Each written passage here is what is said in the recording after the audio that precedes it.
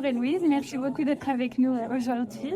Est-ce qu'on peut te demander de te présenter ton nom et ton rôle au sein de la région Pays de la Loire? Oui, alors du coup, je suis Héloïse Eden, je travaille à la région des Pays de la Loire, en effet, à la direction de la transition énergétique et de l'environnement, au pôle économie circulaire et en charge de la boucle organique de l'économie circulaire. Merci beaucoup. Donc on sait que tu as beaucoup porté la méthodologie Concerto au sein de la région Pays de la Loire. Est-ce que tu pourrais un peu nous expliquer ce que c'est que cette méthodologie et quel est son objectif? En fait, au départ, c'est un guide fait par l'ADEME, l'Agence de la transition écologique en France, dans l'objectif de se dire que pour gérer à l'échelle d'un territoire l'ensemble des matières organiques, il faut concerter les acteurs qui sont producteurs, collecteurs ou utilisateurs de ces matières organiques afin de créer une boucle locale et d'aller au mieux dans l'usage de ces matières. Merci. Et du coup, avec cette méthodologie, quels bénéfices penses-tu pouvoir générer pour les sols agricoles ou pour d'autres sols? Ce qui est intéressant en fait dans la méthodologie Concerto, c'est que justement on crée un écosystème d'acteurs qui est un peu lié mais qui ne se connaît pas forcément et qui donc du coup va être amené à mieux se connaître, mieux se comprendre. Et quand on commence à parler des matières organiques d'un territoire, la finalité quelle qu'elle en soit, quelle qu'en soit la chaîne de valeur et le parcours de ces matières, sera le retour au sol. Donc du coup, c'était très intéressant de toujours montrer que qu'on fasse une voie de valorisation par compostage ou par méthanisation, il y a à un moment donné un retour au sol et il y a un intérêt de cette matière organique au retour au sol dans un ancrage territorial le plus local possible. Et donc c'était ça qui était chouette, c'était de mettre tous ces acteurs qui pouvaient se connaître ou pas ensemble dans cet objectif commun du retour au sol des matières organiques. Merci beaucoup.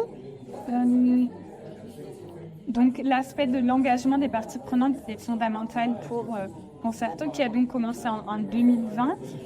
Est-ce que tu peux nous parler un peu du changement de Concerto et de la suite de Concerto? Parce que si j'ai bien compris, maintenant la méthodologie du nouveau Concerto est finie, mais il y a une suite, si je comprends bien. Tout à fait. En fait, effectivement, sur la base de ce guide, l'ADEME voulait un peu le faire évoluer parce qu'il était difficilement appropriable par ses utilisateurs potentiels. Donc nous, on a testé cette démarche méthodologique de concertation pendant 2 ans et demi. On a démarré en septembre 2020, on a clôturé en novembre 2022.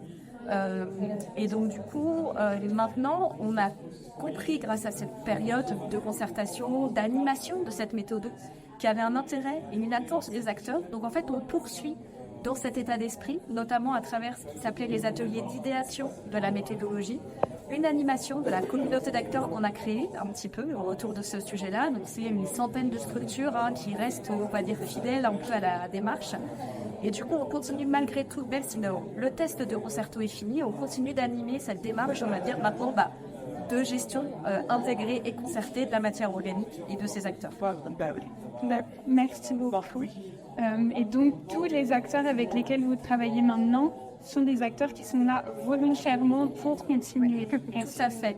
En fait, au début, on a recruté ces acteurs, j'ai recruté ces acteurs sur la base déjà d'un groupe de travail qui s'appelait plutôt biodéchets, donc qui était un peu plus restrictif en termes de thématiques, qui avait été constitué à l'époque de l'élaboration du plan d'action en faveur de l'économie circulaire, qui est une obligation réglementaire que l'État nous demandait de faire.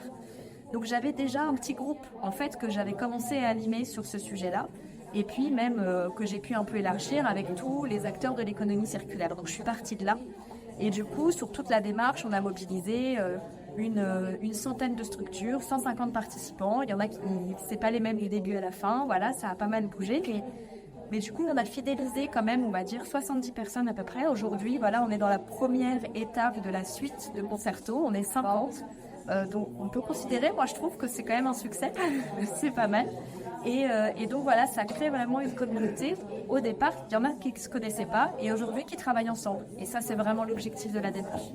Tout à fait, c'est très impressionnant.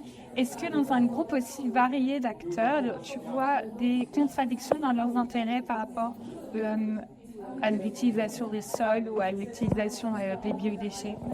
Alors, il y a un truc qui était très fort au début, qui l'est un peu moins, parce qu'ils savent aussi que pour moi, voilà, c'est important d'essayer de trouver des points de convergence. Mais on avait toujours des points de friction ou des espèces d'intérêts divergents entre la filière compostage et la filière méthanisation, par exemple. Ça, c'est un peu classique, mais c'est vrai que du coup, ça se ressentait assez fortement. Et pour moi, c'était très important de dire qu'il y a de la place pour tout le monde et que justement, selon la typologie de territoire, selon les matières organiques disponibles, selon les acteurs en présence et les outils présents sur le territoire, il n'y avait pas une solution unique ni duplicable partout. Et donc, il y avait de la place pour tout le monde. Donc ça, c'était une valeur forte du projet. Et aujourd'hui, on a des acteurs de la méthanisation et des acteurs du compostage.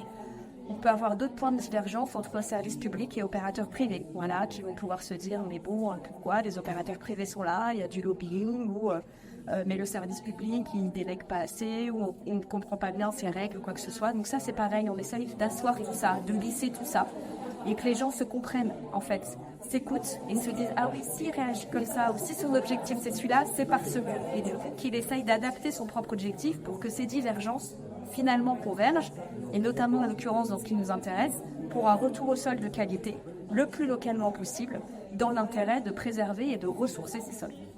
Est-ce que grâce à la méthodologie, tu as vu des projets concrets qui ont pris place, qui se sont développés, et est-ce que tu voudrais en mentionner un aujourd'hui? Alors c'est vrai que tester cette méthode à l'échelle de la région, c'était difficile du coup d'avoir de la concrétisation de projet. En tout cas, pas d'un point de vue direct. Moi, j'ai vu des acteurs se parler, se rencontrer, qui ont fait des projets, peut-être un peu grâce à Concerto. Pas que, mais un peu.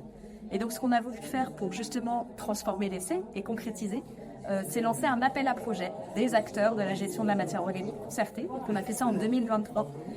Et on a 6 lauréats qui sont du coup des projets Concerto, vraiment issus de cette démarche, parce que le cahier des charges, il vient vraiment de qu'est-ce qui est sorti de cette méthodologie et de cette concertation pendant 2 ans et demi. Donc les acteurs qui ont répondu à cet appel à projet se sont inscrits dans les valeurs que le collectif a proposées à la fin de Concerto. Et donc, on pourrait citer Reflex, par exemple, qui est un projet qui s'est structuré un peu en parallèle de la démarche Concerto, qui est vraiment basé sur le multi-acteur, sur le flux plutôt de reste alimentaire de la partie biodéchets, mais dans une idée qui a une échelle vraiment micro-territoriale. Comment on fait pour aller chercher ce flux, lutter contre le gaspillage déjà, avoir la sobriété, la prévention. Ensuite, le gérer le plus localement possible, le valoriser le plus localement possible, et avec des multitudes de solutions, justement, pas de solution unique, et des briques en fonction des cibles, etc.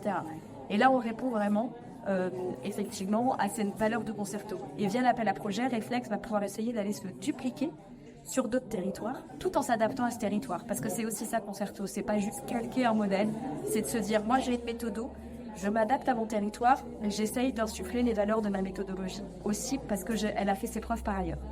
Merci beaucoup. Et une dernière question un peu pour regarder vers le futur d'un Concerto qui maintenant continue. Quelle est l'étape suivante pour faire vivre cette méthodologie et continuer à engager tous les acteurs que tu as réussi à... Je pense que l'animation qu'on fait aussi en partenariat avec l'ADEME, qui est aussi à l'origine du guide et qui là m'a pu vraiment, et on est en binôme sur l'organisation de ces journées, je pense que ça reste pour moi, j'ai appris avec Concerto que en fait c'était pas rien. L'animation, l'interconnaissance, la compréhension mutuelle, le fait que les gens puissent échanger, s'inspirer et partager, c'était pas des petites choses en fait. C'était important qu'il fallait des lieux pour ça, qu'il fallait ces lieux de dialogue. Donc déjà arriver à maintenir ce temps d'animation qui est pas évident aujourd'hui avec des finances publiques contraintes, avec du temps contraint. Voilà, donc si déjà on arrive à maintenir ça, c'est super. Et puis pourquoi pas peut-être lancer un autre appel à projet pour reconcrétiser et appuyer des nouveaux projets Concerto dans l'avenir. Ça serait chouette aussi, mais ça, c'est l'avenir qui nous gère. Merci beaucoup pour toutes les informations. Merci.